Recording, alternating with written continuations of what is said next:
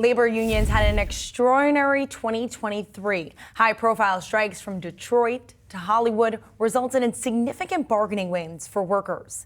And in 2024, a new lineup of contracts are up for negotiation across airlines, Hollywood, and schools. And workers at companies like Starbucks continue to fight for a first contract. So what will 2024 mean for the labor environment? Joining us now is David Madland, Senior Fellow for the Center for American Progress.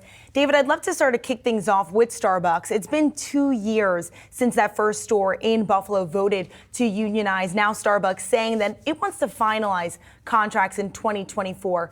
Do you think we'll see this happen? There's a chance, certainly. Starbucks has changed their position seemingly because they had been alleged by the National Labor Relations Board to have violated workers' rights many, many times, hundreds of times, including by stalling and bargaining in poor faith. So this new announcement this month that Starbucks wants to conclude a contract within the next 6 months is potentially big news, because we have hundreds of Starbucks shops that have unionized, and some have been waiting over 2 years for a contract. So I think there's reason for skepticism that there's a track record of not the best behavior, but there's optimism here that the statement seems to push in a very new direction.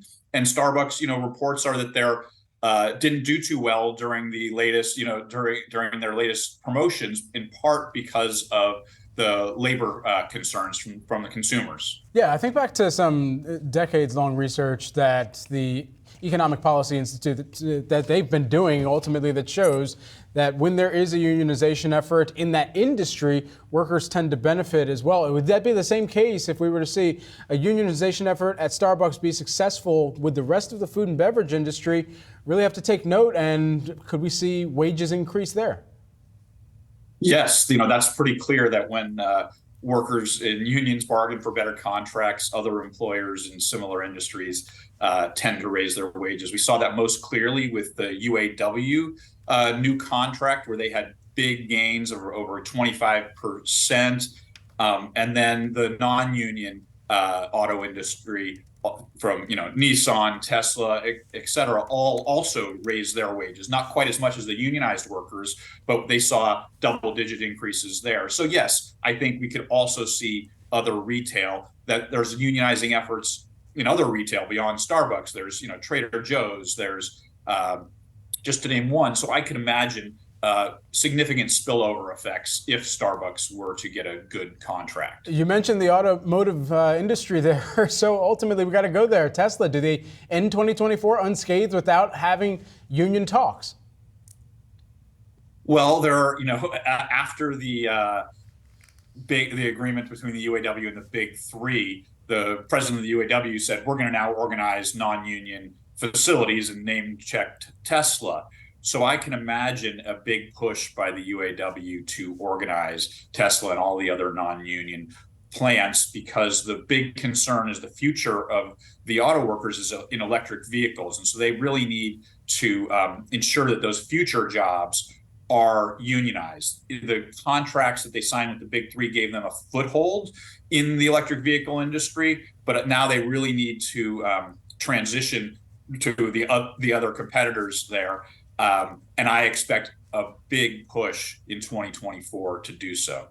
David, I'm also keeping a close watch on the looming strike over at Anheuser-Busch. Bud Light, of course, has been a big year for them. The contract is now up on February 29th in 2024, of course.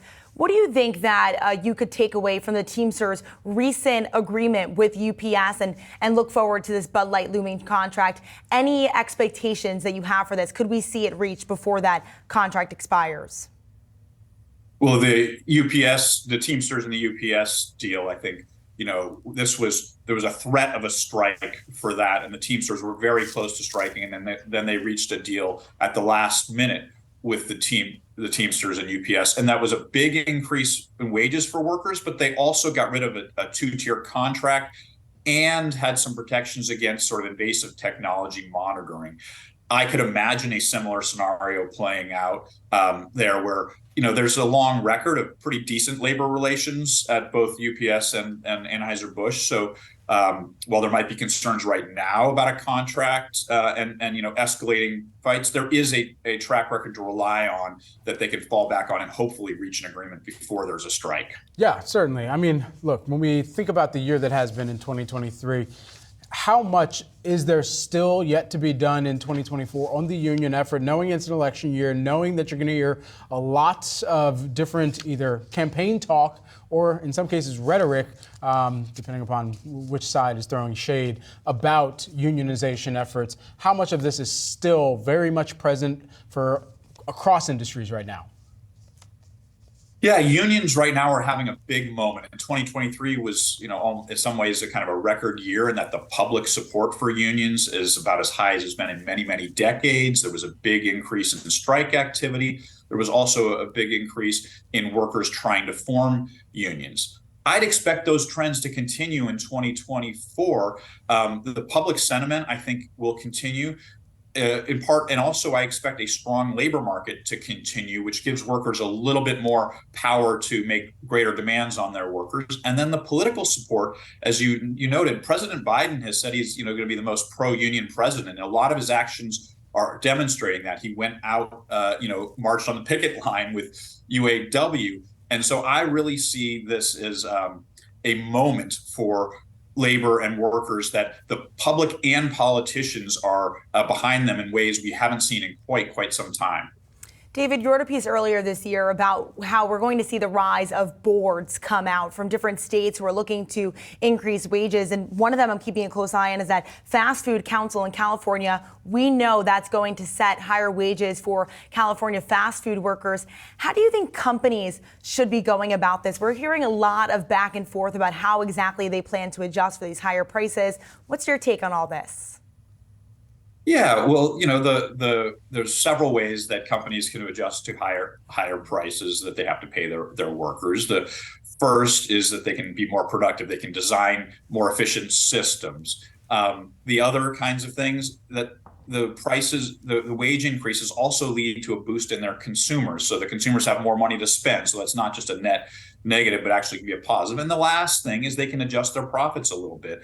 And that's also what we see sometimes, that they're not quite as profitable. And that's perhaps why we have a lot of this kind of conflict about whether the workers are going to get their wage increases or whether the companies are going to maintain their very high profits. We're at a point right now in the economy where corporate profits are near record highs, but workers' wages were stagnant for decades and are just now starting to rise again. And so I think that's the big question: is, are workers going to continue those gains in the next several years?